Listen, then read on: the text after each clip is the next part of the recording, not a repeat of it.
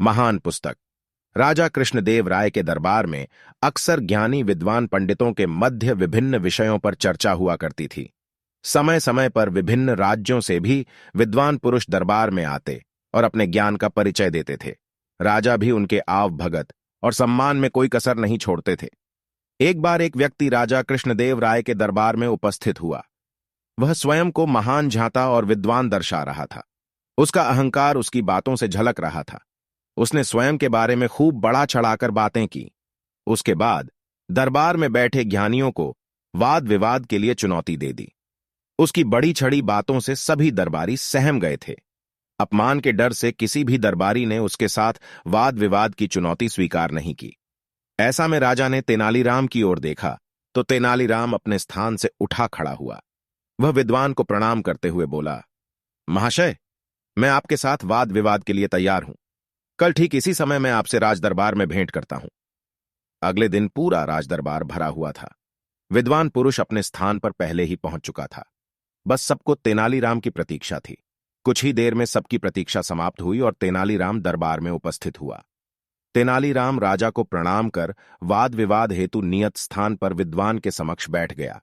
अपने साथ मलमल के कपड़े से बंधा हुआ एक बहुत बड़ा गट्ठर लेकर आया था, जो देखने में भारी ग्रंथों और पुस्तकों का गट्ठर लग रहा था। विद्वान पुरुष ने जब इतना बड़ा गट्ठर देखा तो सहम गया। इधर राजा कृष्णदेव राय तेनालीराम के हाव भाव देखकर आश्वस्त थे कि अवश्य ही तेनालीराम किसी योजना के साथ उपस्थित हुआ है। उन्होंने वाद विवाद प्रारंभ करने का आदेश दिया। आदेश पाते ही तेनालीराम विद्वान से बोला, महाशय, आपके ज्ञान और विद्वता के बारे में मैंने बहुत कुछ सुना है, इसलिए मैं ये महान पुस्तक लेकर आया हूं। आइए इस पुस्तक में लिखित विषयों पर वाद विवाद करें। पुस्तक देख पहले से ही सहमे विद्वान पुरुष ने पूछा, क्या मैं इस महान पुस्तक का नाम जान सकता हूं? अवश्य, इस पुस्तक का नाम है तिलक्षता महिषाबंधन, तेनालीराम बोला। पुस्तक का नाम सुनकर विद्वान पुरुष घबरा गया। उसने पहले कभी उस पुस्तक का नाम नहीं सुना था। वह सोचने लगा कि इस पुस्तक का तो मैंने नाम तक नहीं सुना है, इस पर लिखित विषयों पर मैं कैसे चर्चा कर पाऊंगा। वह तेनालीराम से बोला, यह तो बहुत उच्च कोटि की पुस्तक प्रतीत होती है। इस पर चर्चा करने मुझे बहुत प्रसन्नता होगी, किंतु आज मेरा स्वास्थ्य ठीक नहीं है।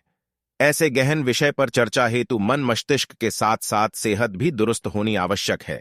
मैं आज आराम करता हूं। कल इस पुस्तक पर स्वस्थ मन मस्तिष्क से चर्चा करेंगे। तेनालीराम मान गया।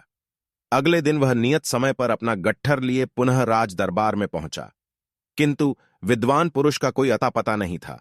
बहुत देर प्रतीक्षा करने के बाद भी वह उपस्थित नहीं हुआ। वाद विवाद में हार जाने के डर से वह नगर से भाग चुका था। राजा सहित सभी दरबारी चकित थे कि ऐसी कौन सी पुस्तक तेनालीराम ले आया जिसके डर से स्वयं को महान झांता बताने वाला भाग गया। राजा ने पूछा, तेनाली, बताओ तो सही, ये कौन सी महान पुस्तक है? मैंने भी आज से पहले कभी इस पुस्तक का नाम नहीं सुना है। तेनालीराम मुस्कुराते हुए बोला, महाराज, यह कोई महान पुस्तक नहीं है। मैंने ही इसका नाम तिलक्षता महिषाबंधन रख दिया है। इसका अर्थ तो बताओ तेनाली, राजा बोले। महाराज, तिलक्षता का अर्थ है शीशम की सूखी लकड़ियां, महिषाबंधन का अर्थ है भैंसों को बांधने की रस्सी। इस गट्ठर में वास्तव में शीशम को सूखी लकड़ियां हैं, जो भैंसों को बांधने वाली रस्सी से बंधी हुई है। मैंने इसे मलमल के कपड़े में कुछ इस तरह लपेट कर ले आया था कि देखने में यह पुस्तक जैसी लगे। तेनालीराम मुस्कुराते हुए बोला।